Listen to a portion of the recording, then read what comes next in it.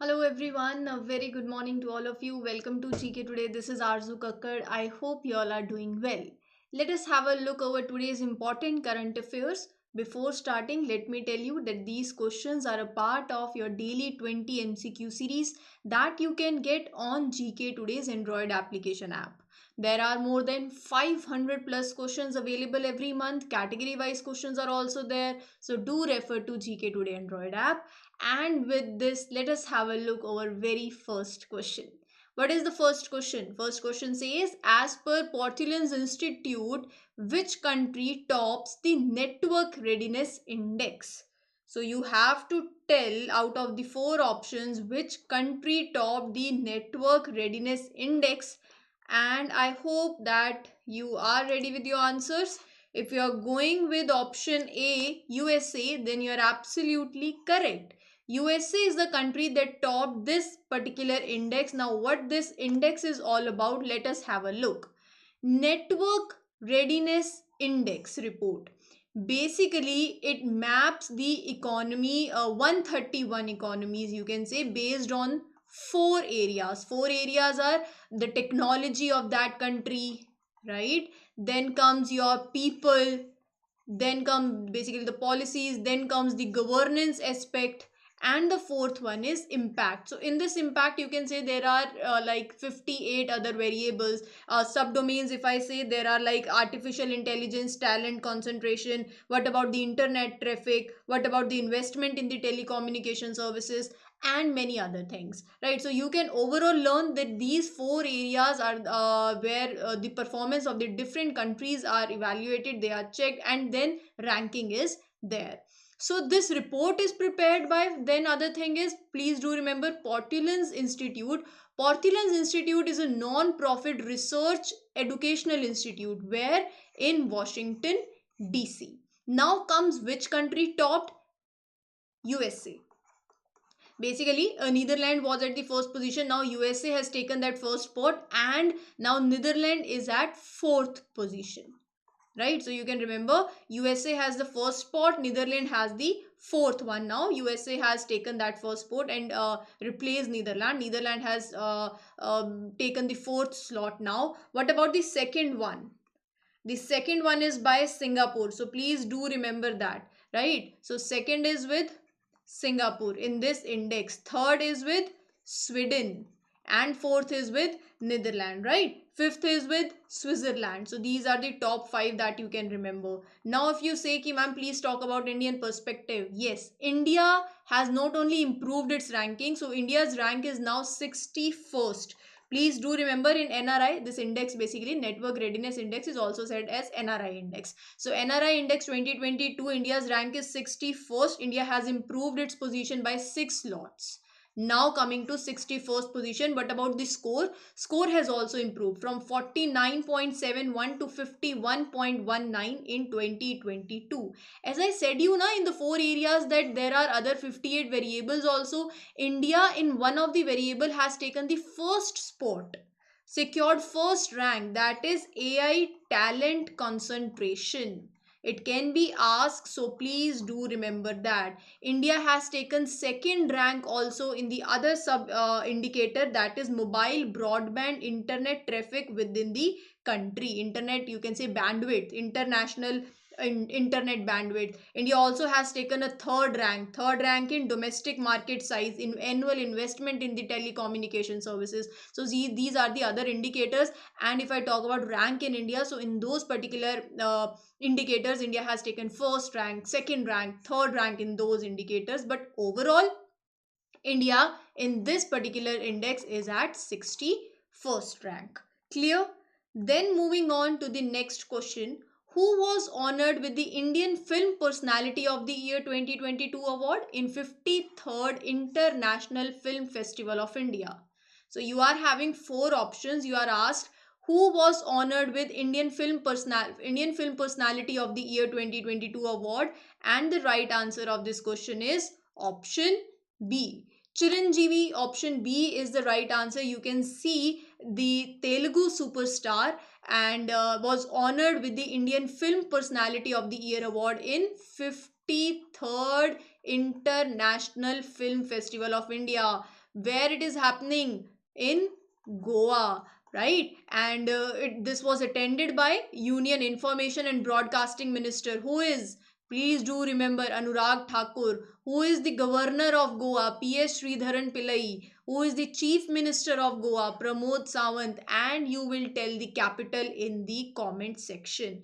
Also, please, I hope that many of you have had a revision of it. We are covering it daily. So if you are asked the which country is the spotlight country in this 53rd International Film Festival, I hope that you all remember France, right? This is what we have already covered. It was a revision now. Okay, which forum launched the Loss and Damage Fund to support the poor countries? So as to support the poorer countries, this is a fund that has been launched by which forum? Yes, please.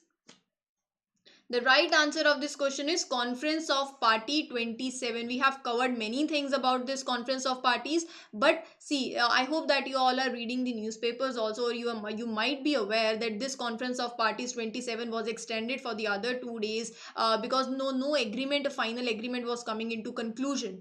And I have also asked you in the comment section, very few answers were there with respect to this. Conference of Parties 26. This is COP 27, no? Conference of Parties 26. This was held where? Do you remember? In Glasgow.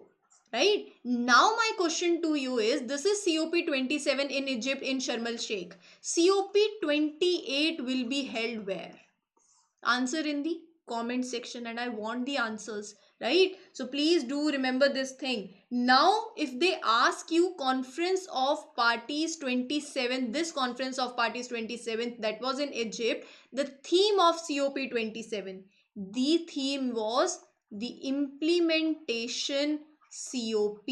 The implementation COP means whatever decisions were taken in the Conference of Parties 26 that happened in Glasgow, implementation should be there, no? So the implementation COP is the theme of COP 27. This is very important, one thing. Next, coming the other point about this loss and damage fund. If you are asked about it, what is loss and damage fund? See, recently now when the COP 27 summit concluded, this was concluded with this agreement where the, like Iceland's, like the countries that are vulnerable to the climate disasters, right? So as to compensate those vulnerable countries for their losses due to the climate related disaster, there comes the loss and damage fund. It is not yet announced ki which all countries like USA, UK, who all countries will be there that will be adding on to into this fund. But when we come into this particular point of environment, and there is always a divide between the developed and the developing nations. Ki developed countries have already polluted the environment and they have become developed,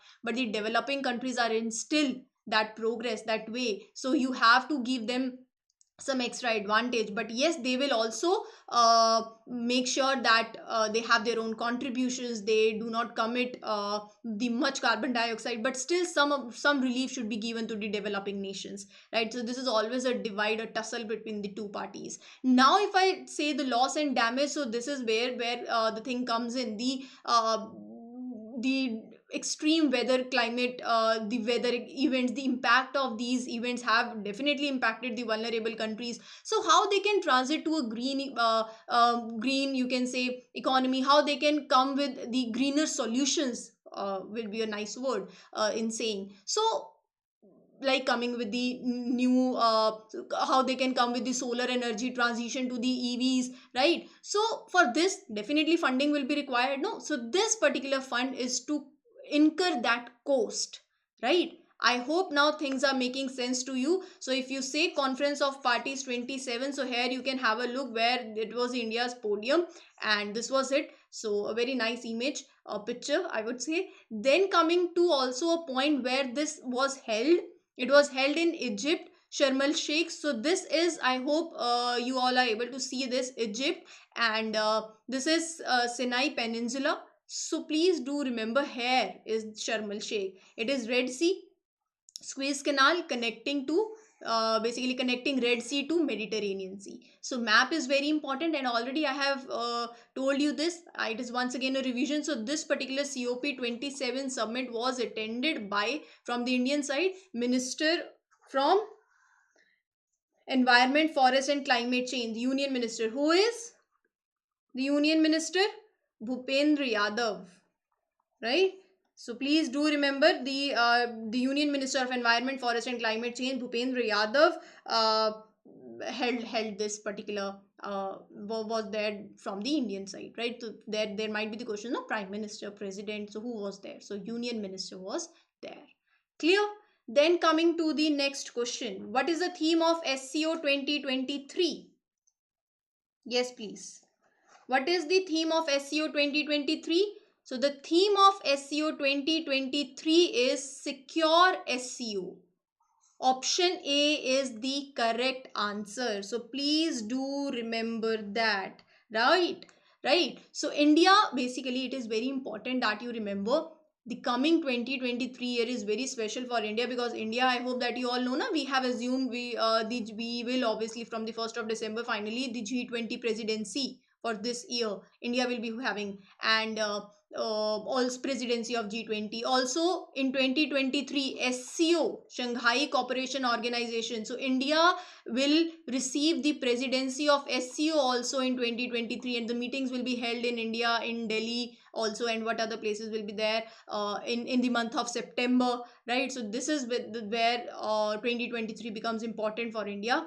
And if I talk about SCOs, the theme of SCO Summit 2023 is Secure SCO. Similarly, G20's theme was Vasudev Kutumbakam, right? And other things, basically 22nd one, this is the 23rd, no? So 22nd, the recent summit about this will be with India, right? Now the earlier summit was in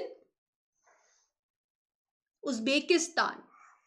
So please do remember if it is asked. This time it is being held 2023 is with India. So in the month of, like, I would say September, I would say this year 2022 it was in Uzbekistan. And where in Uzbekistan, please do remember the name of the city also, Samarkand city in Uzbekistan. This is very important. And they ask you how many members are there in SCO.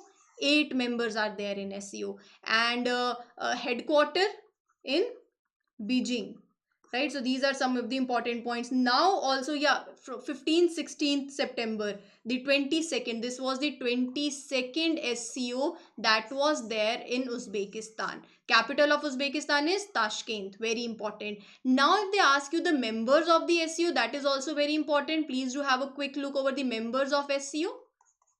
What all are the members of SCO? India, right? India, Pakistan, please do remember in such a manner. China, Russia. So they are the members of SCO, and apart, these are the 4 members. Other 4 are Kazakhstan, Kyrgyzstan, Tajikistan, Uzbekistan. Kazakhstan, Kyrgyzstan, Tajikistan, Uzbekistan, Central Asian countries. Turkmenistan is not there. In simple way, you can remember this. Turkmenistan is not there. Rest 4 are there. And India, Pakistan, China, Russia. Right? So these are the 8 total SCO members. Clear? Fair enough. I hope now you'll remember these things. They are very important. Which country is the chair of Global Partnership on Artificial Intelligence in 2022? If everything is coming with to India, this answer is also India. Option C. So India is the chair of Global Partnership on Artificial Intelligence in 2022. Please do remember. So India assumes the chair from the outgoing chair, France. This particular GPAI, Global Partnership on Artificial Intelligence, is in association of, there are 25 member countries. Please do remember that. India joined in 2020 as a founding member. So the first, the first Asian city to host this summit was Tokyo. Right? So these are certain things that you need to remember now. And also please remember one thing, if they ask you about GPAI, so basically this Global Partnership on Artificial Intelligence, I hope this term is making sense to you, that this particular partnership wants the international cooperation on artificial technology, bringing the scientists, the industries, the civil societies, the governments, the academicians to a single platform. And the meeting like discuss about the responsible artificial intelligence, about the data governance, the future of work. So these all are the areas or the themes with on which this the discussions happen, right, in this meetings. Then moving to the next question, which is the host of Asian India Music Festival? Yes, please. Which is the host of Asian India Music Festival? So the right answer of this question is New Delhi. Option B is the correct answer. New Delhi is the host of Asian India Music Festival. This is going to be the second edition that is organized by External Affairs Ministry and Seher India. Where? At Purana Killa, Delhi. 2017 was the year where the first edition was there. First edition happened in 2017, this music festival. So it basically, see, it aims to celebrate the musical diversity of Southeast Asia. So 10 bands from the Asian country and 5 acts from India, they are participating in this festival. So yes, the question comes, Asian grouping. Laos, Myanmar, Thailand, Singapore, Indonesia, Malaysia, Cambodia, Vietnam, Philippines, Brunei. I hope that you will remember this. Then moving on to the next question. The Women Entrepreneurship Day is celebrated on which day? When is Women Entrepreneurship Day celebrated? On 19th of November. Option C is the correct answer. Clear? So 19th of November every year is observed as Women Entrepreneurship Day by Women's Entrepreneurship Day organization. So I hope that you're very well clear with the title of the day, Women Entrepreneurship Day. So it commemorates the women who have outdated break basically they are doing wonders in their field. The stereotypes that were there, they broke that stereotypes. They have come up with the shining faces, and so this day commemorates the women on the front line doing their part to break those stereotypes. The first ever Women Entrepreneurship Day was observed in around 144 nations in 2014. Clear? Please do remember 2014 as the year. And but yeah, 19th of November is the date that is very important that you need to take away. Okay, which is the first state to launch Elephant Death Audit Framework? You have 4 seconds. Which is the first state to launch Elephant Death Audit Framework? And the right answer of this question is Tamil Nadu. Option B is the correct answer. So Tamil Nadu has launched Tamil Nadu Elephant Death Audit Framework. Basically, it will reason out for the elephant deaths. What were the causes of the mortality? So this framework will improve the transparency and facilitate more credible comparisons. What led to the cause of the mortality, for better accountability. And according to the report, out of 131 elephant deaths that were recorded in Tamil Nadu's forest division between 2021 January to March 2022, only 13 were human induced. So yes, with these numbers we will be able to better analyze the things. It will bring greater transparency, better accountability, and will let things will be more clear, right? But what is the actual cause of the mortality? So that is why this framework is launched by Tamil Nadu. That is Tamil Nadu Elephant Death Audit Framework. Okay, when is World Fisheries Day observed? When it is celebrated? To ensure a healthy ecosystem, ensure sustainable stocks, to to highlight the serious threats to the marine and freshwater resources like overfishing. So when is World Fisheries Day observed? 21st of November is celebrated as World Fisheries Day. So it is celebrated every year, 21st of November, to demonstrate the solidarity with all the fisher folks, fish farmers, and the stakeholders. So there was a meeting in 1997 where World Forum of Fish Harvesters and Fish Workers met at New Delhi, leading to this formation of World Fisheries Forum, and with representative from 18 countries. Clear? Moving on to the last question, but not we are not ending this session. We have a revision category. The current affairs last question of today is, which country hosts the FIFA World Cup 2022? Very much in news. So FIFA organizes this World Cup every 4 years.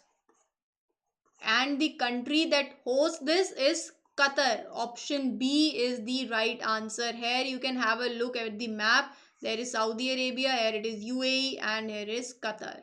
Right? Capital Doha, Persian Gulf, Iraq, Iran, Arabian Sea, Yemen, Oman. Clear? So I hope you are very well clear with the today's current affairs. Very, very important. Some of the very important current affairs I would say. Then coming to your revision category. Okay, read the first question. The International Solar Alliance is set to establish a solar project in which country? Yes, please. And the right answer of this question is? Just a second, let me write it here for you. I don't know why this pen is not working. Yeah, Cuba, right? Moving on to the next question. Which NATO member was in the news for agreeing to support Sweden and Finland's membership of the NATO alliance? Turkey. India signed a MOU on International Solar Alliance with which country? Hungary. India has recently agreed to develop an alliance for bioenergy and biofuels with which country? Brazil.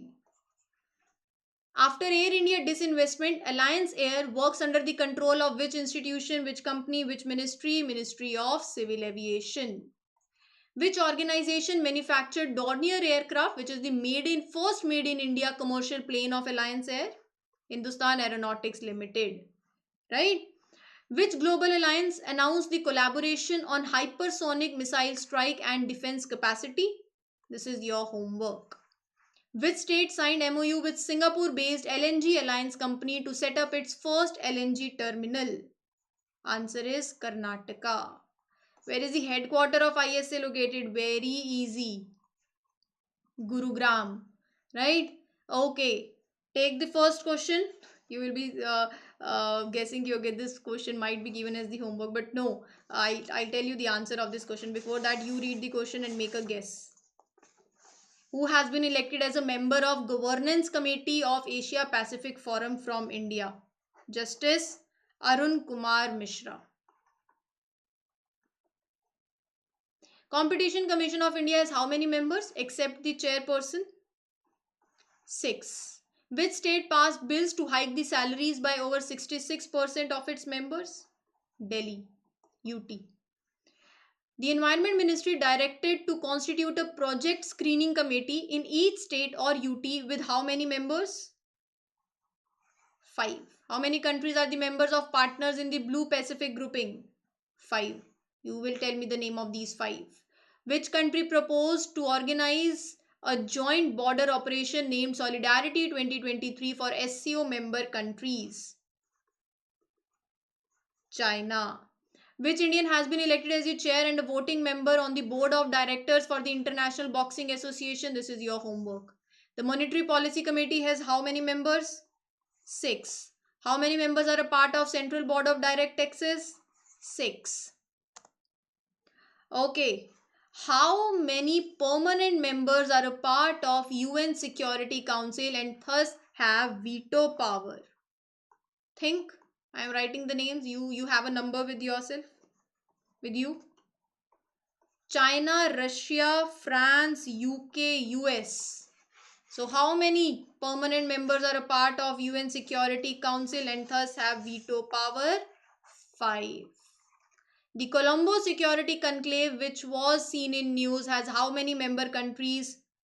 4. How many countries are the member of SCO? Very easy. We have covered it. Abhi. 8. When is International Day of Solidarity with Detained and Missing Staff Members observed? 25th of March. Under the Jharkhand Food Security Scheme, each family member is entitled to receive 1 kg of pulses at what price? 1 rupee. Who has been recently appointed as the full-time member of Economic Advisory Council to the Prime Minister? Answer is Sanjeev Sanyal. And now comes your homework. So this I expect that you will give me the answers in the comment section. So with this, I Arzu Kakkar wish everybody a very best of luck. Happy learning everyone. Take care and thank you for liking these sessions. Thank you once again. All the best.